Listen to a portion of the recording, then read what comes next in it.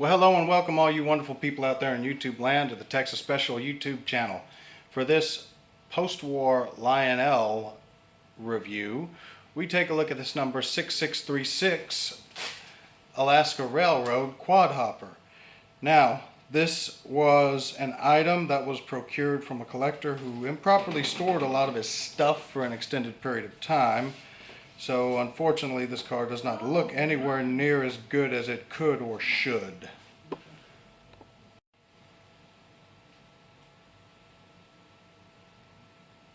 These cars were produced in 1959 and 1960 in black, as you can see in front of you, with orange yellow lettering.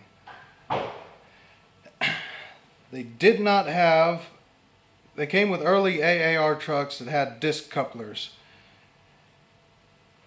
There is a variation that has white lettering, questionable authentic listing that may be caused by a chemical alteration of the ink used for the press method that they used for applying the paint and whatnot. This is the more common variation with the yellow-orange lettering, or orange letter, however you want to say it. The AAR 6636, very nicely done. Capacity, load, and weight information, all very nicely done. Of course, the Built by Lionel stamp right here.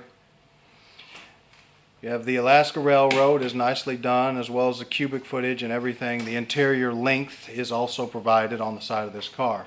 Now, as with all of Lionel's standard O quad hoppers, this car features a split frame.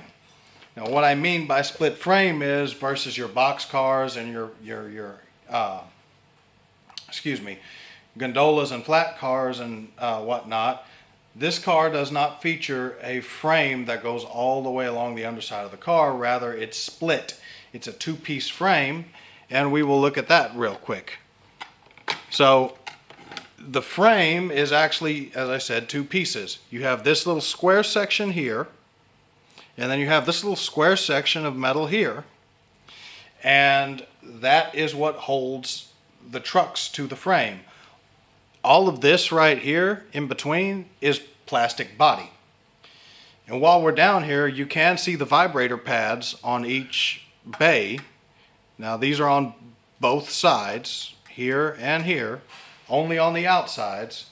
And you have some very minimalistic detailing for where the hatch, or the bay door detail should be.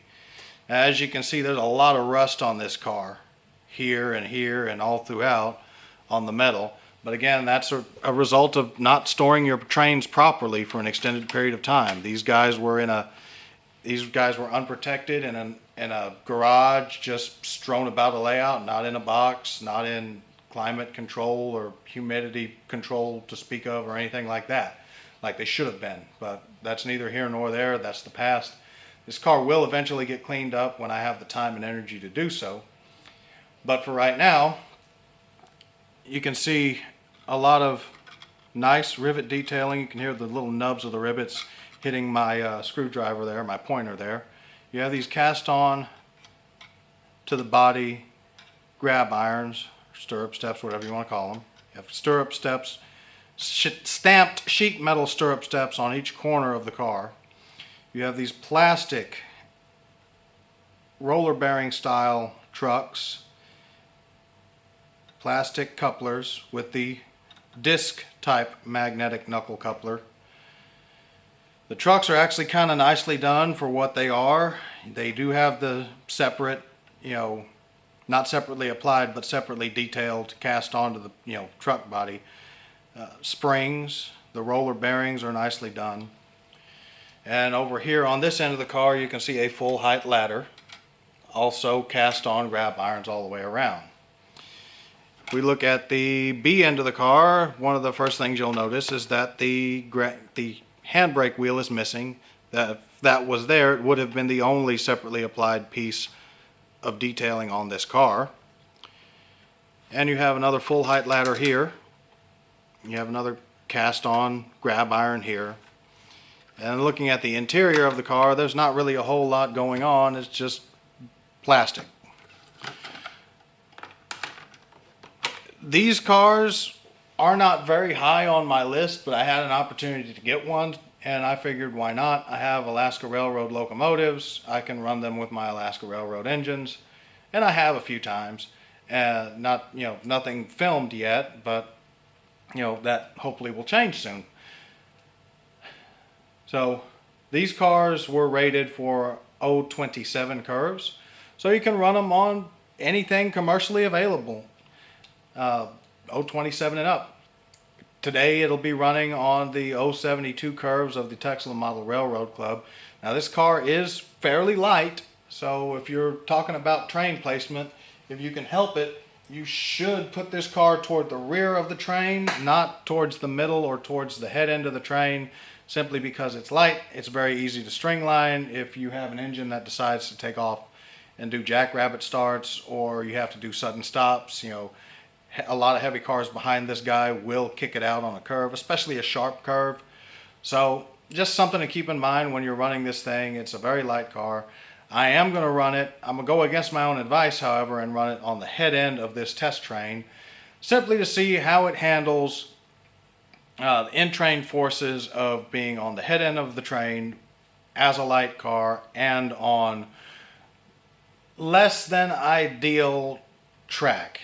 Okay, not horrible track, but the joints on these modules are less than ideal. But again, it's a modular railroad, so it's one of those is what it is kind of deals. So let's back up the locomotor and get this thing together.